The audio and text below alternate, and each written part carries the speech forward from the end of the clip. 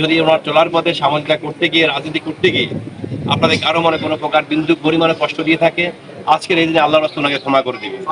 আপনারা সবাই ক্ষমা করে দিয়েছেন তো ওনাকে? আপনারা সবাই ক্ষমা করে দিয়েছেন তো ওনাকে? এবং ইয়াসিন ভাই আমাদের সংগঠন করত, উনি আমাদের সিনিয়র লোক ছিল। যদি ওনার আচরণে কেউ যদি কোনো মনে কষ্ট নিয়ে থাকেন, আল্লাহর তরফ থেকে ওনাকে মাফ করে দিবেন। মাত্র ছেলে এবং একটি মেয়ে, ওনার ছেলে রনি, উনিও প্রবাসী আছেন। যেহেতু উনি আজকে বাবার জানাজা উপস্থিত থাকার কথা ছিল, কর্মের কারণে উনি আজকে বাবার জানাজা উপস্থিত হতে পারে নাই।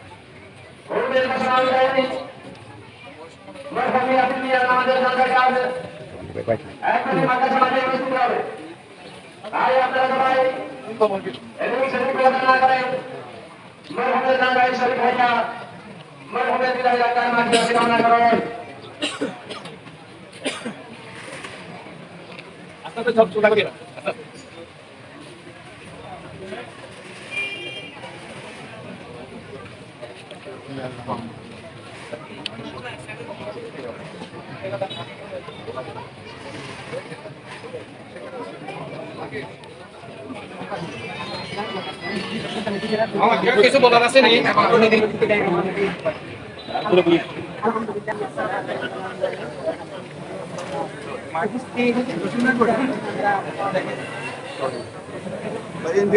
আমার ছোট ভাই মোহাম্মদ ইয়াস,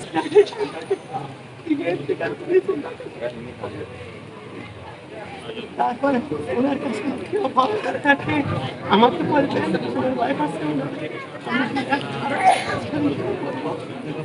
দোয়া করবেন, আমরা যারা ভালো থেকে আমাকে বলবেন। আপনারা সবাই দিবেন, আপনারা দিবেন।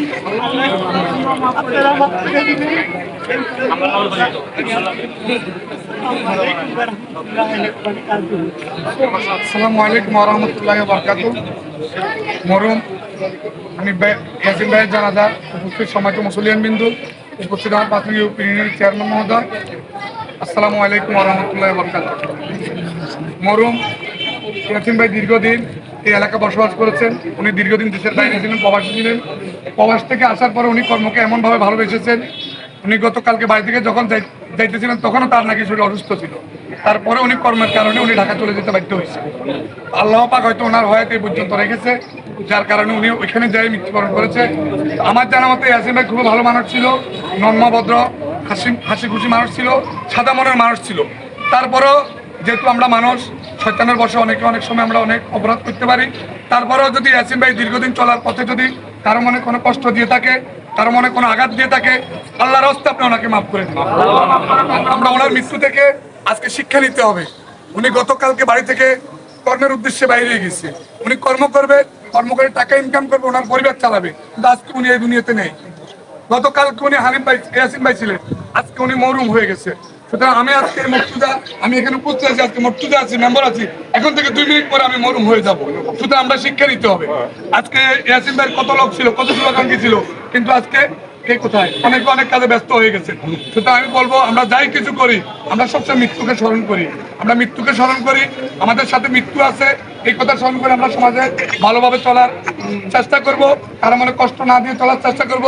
এই মুহূর্তে আমি কিছু বলার জন্য, আর যেহেতু ওনার একমাত্র ছেলে এবং একটি মেয়ে, ওনার ছেলে রনি, উনিও প্রবাসী আছেন।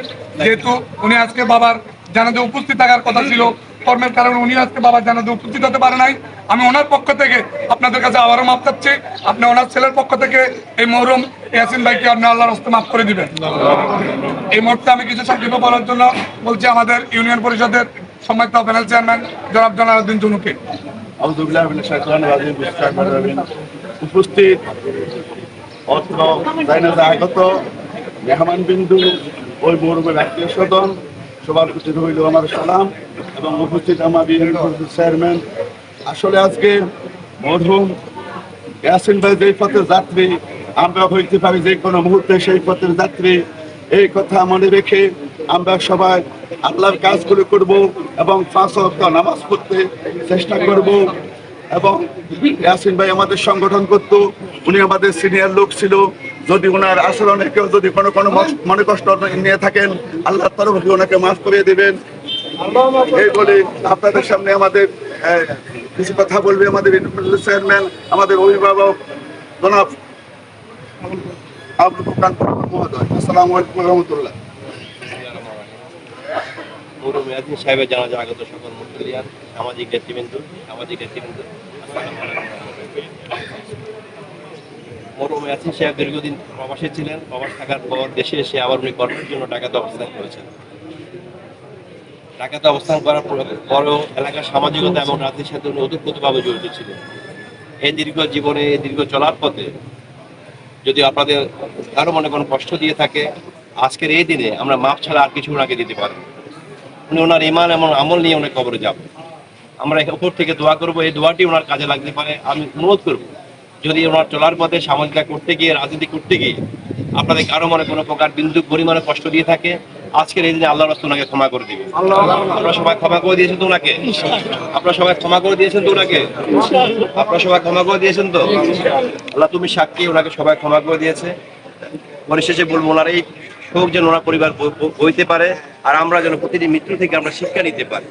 শিক্ষা নিয়ে যেন আমাদের জীবনটাকে সেভাবে গড়ে তুলতে পারি, এই প্রত্যাশা রেখে আমি সকলের প্রতি আবার সালাম জানাই। আসসালামু আলাইকুম ওয়া রাহমাতুল্লাহ।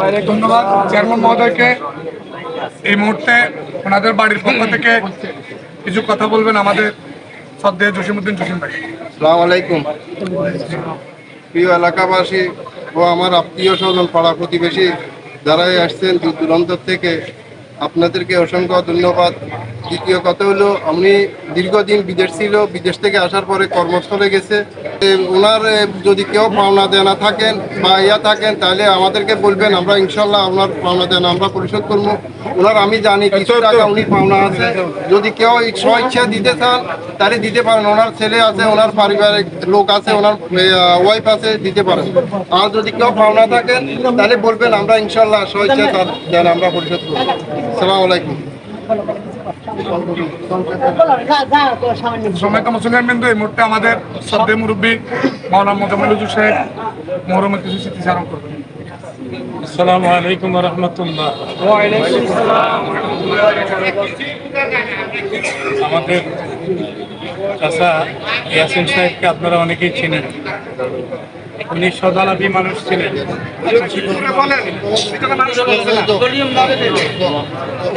আল্লাহ ওনাকে যেন মাফ করে দেন। আপনারা ওনাকে মাফ করে দেন। সম্মানিত মুসলিম বিন্দু, আপনাদেরকে এমনি কষ্ট দিচ্ছি, আমাদের জানাজার সময় হয়ে গেছে। আমাদের জানাজ পড়বেন আমাদের